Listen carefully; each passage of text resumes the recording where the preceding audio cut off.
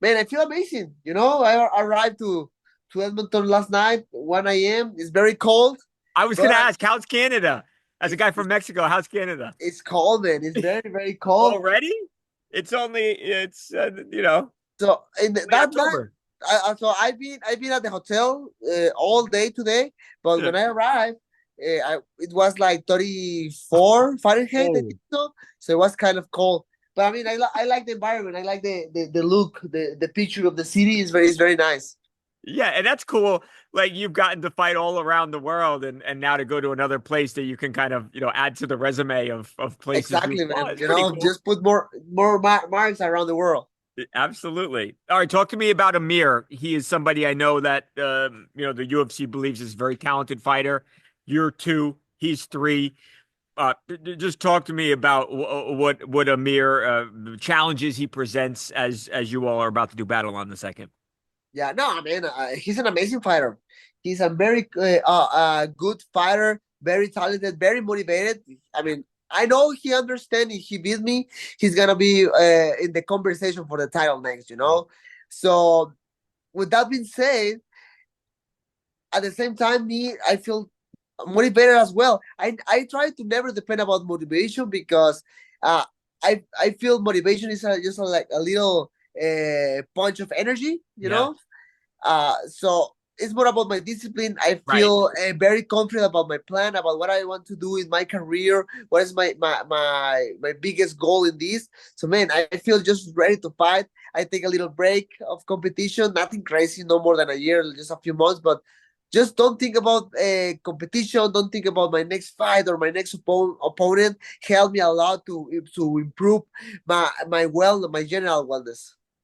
You're right. The motivation it fades away, but like the discipline and the habits and the routine, that's Exactly. something, right? You can stick with.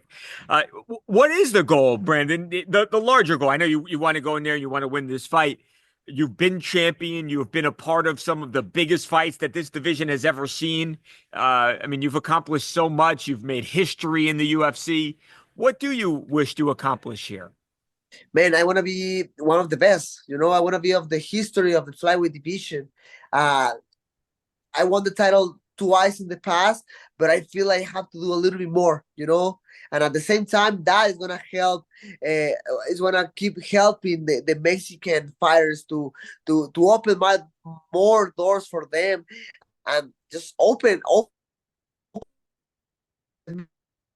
mixed martial arts in my country. So that's my goal, and obviously keep making something huge for my family in the future. You know, Yeah. and that's it, man. And I just trying to be my best every single time. Right now, I feel I'm again in that spot where I'm enjoying my job. I enjoying going to my practices.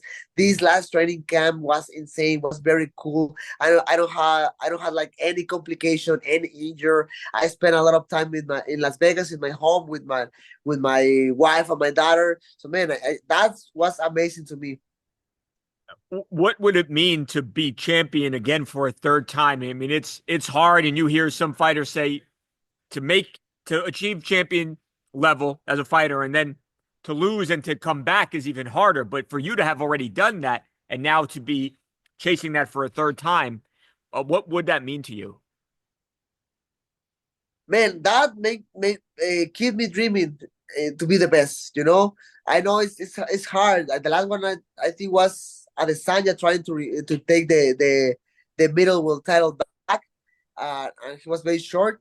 So the goal is there. The goal is there to be the champion again, and the final goal in that point is to grow my legacy even more.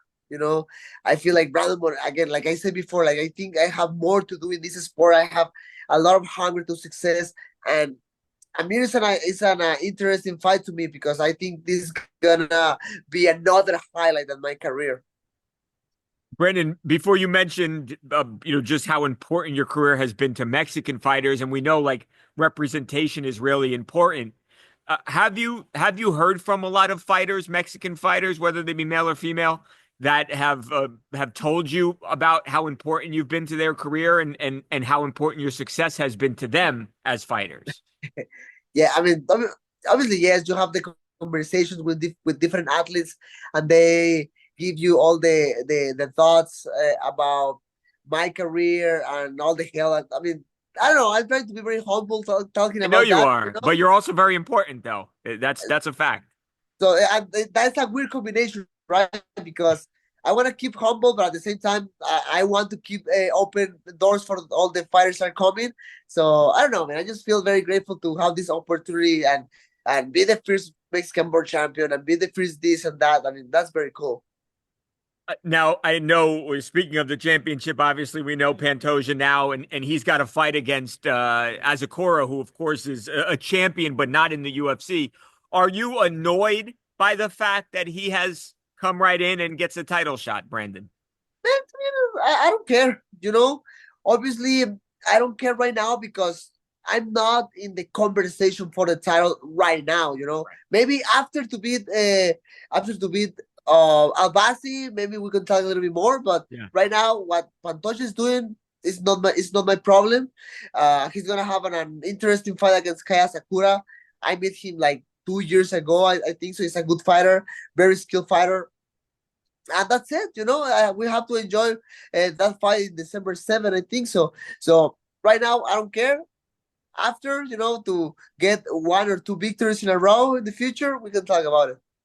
It's funny, Brandon, as you're talking, I'm thinking that there was a point not too long ago where people were like, should we get rid of the 125-pound division? No one's saying that anymore, and there's a lot of compelling fights, and it seems like it's in a great place. Man, if you watch the roster, all the amazing talent, Yeah.